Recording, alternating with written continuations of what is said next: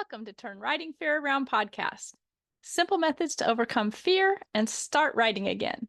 I'm Elise Hittinger, and I'm the host for your journey to courage. Today's episode 39, mares, geldings, or stallions. This was so eye-opening for me. I read a post, or I read something a long time ago that said you enjoy a gelding and you tell it what to do. You ask a stallion what to do, and you negotiate with a mare.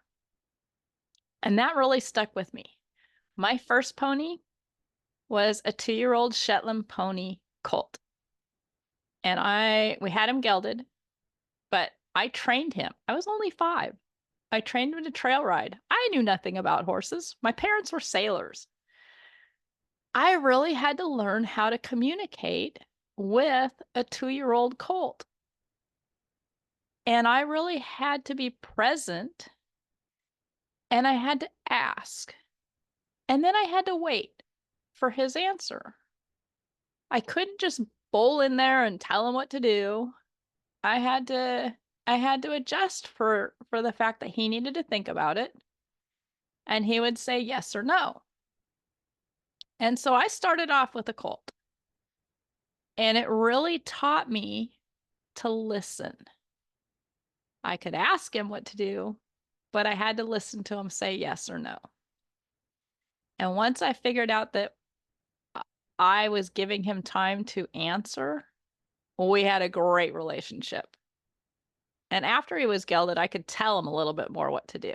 But when he was a colt, he just needed time. And one of the prime examples of that was I thought, well, I wonder if I could teach him to lunge. And I would have him go in a circle around me. And then I'd ask him to switch directions. And the key there is I would ask him to switch directions. And sometimes he would, and sometimes he wouldn't. And if I just yanked on him and pulled him around, he would get very upset. But if I asked again, no, I think I would like you to go the other direction. Could you please go the other direction for me? You could see him think about it. And eventually, might be 2 or 3 times, I would ask, and he'd go, okay, I'm ready now. And he'd switch directions, no problem. If I tried to tell him to switch directions, it was just a fight. He'd say, absolutely not, I'm not doing it. And we'd fight. So then I had him as a gelding, and that's when I really got him trained as a trail pony and sold him. And then I went on to a 2-year-old POA, Pony of America, mare. Oh boy. There was no asking, there was no telling, there was negotiating. And she taught me so much. I got bucked off of her 483 times. And then I quit counting and I quit getting bucked off. You know, what you focus on expands, and counting bucking was not a good idea. But I thought, I'm going to teach her tricks. It'll be so much fun to do tricks on her. So I taught her to bow using pieces of carrots. Well, every time she wanted a piece of carrot, she would bow. We could be riding out on the trails. We could be swimming. It didn't matter. Whatever we were doing, if she wanted a carrot, she would bow, and she would not get up until I fed her a carrot. Oh my gosh. It was, and especially if I didn't have carrots with me, I would have to negotiate with her. She could stay in a bow for a really, really long time. And so I got really good at negotiating with her. Okay, I don't have carrots. So what if we back up? Would that work for you? What if we came over here to some grass? Look, there's grass right over here. Oh, look, you love these little weeds that are over here. There's some weeds over here. It was negotiating. I learned really well how to negotiate with a mare. And then most of my horses through my teenage years were geldings. And you could tell a gelding anything and they'd go do it. I didn't have any geldings that didn't fit that mold. So that was kind of the mold that my assumptions were.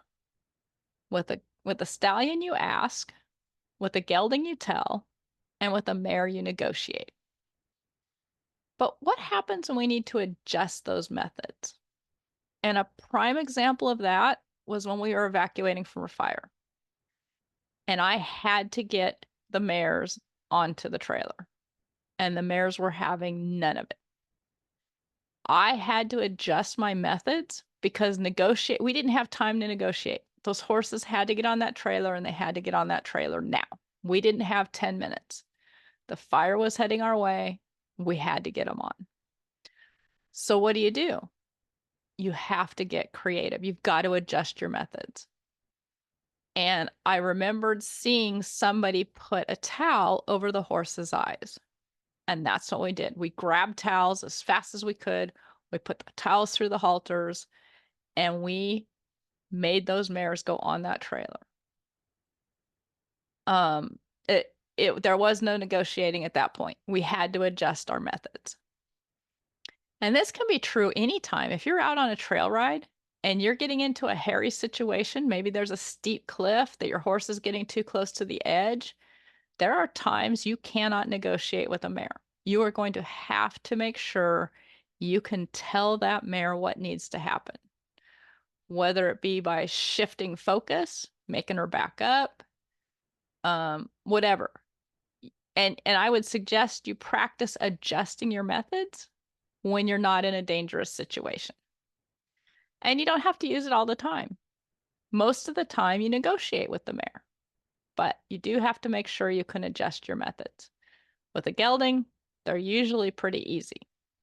You still can adjust your methods. You can still ask them and then tell them, or you can negotiate with them. Geldings are really easy to negotiate with, in my opinion. Stallions are a little bit more tricky just because of their hormones. They are full of testosterone, and you don't want to get that turned on, especially if it's combined with adrenaline. So with stallions, you also want to practice adjusting your methods because there are times you're going to have to tell a stallion to get on the trailer or whatever. There are times you're going to have to do it. But for the most part, if you can keep communicating with them in the way they want to be communicated with, they respect you so much more because you're listening to them and you're hearing them. And then you just practice adjusting so that you know in an emergency you can adjust. Now, following on with the episode 38 last time, I'd just love for you guys to get my Detox Your Tack Room snippets. This really played into mares being marish, geldings being geldings, and stallions having too much oomph.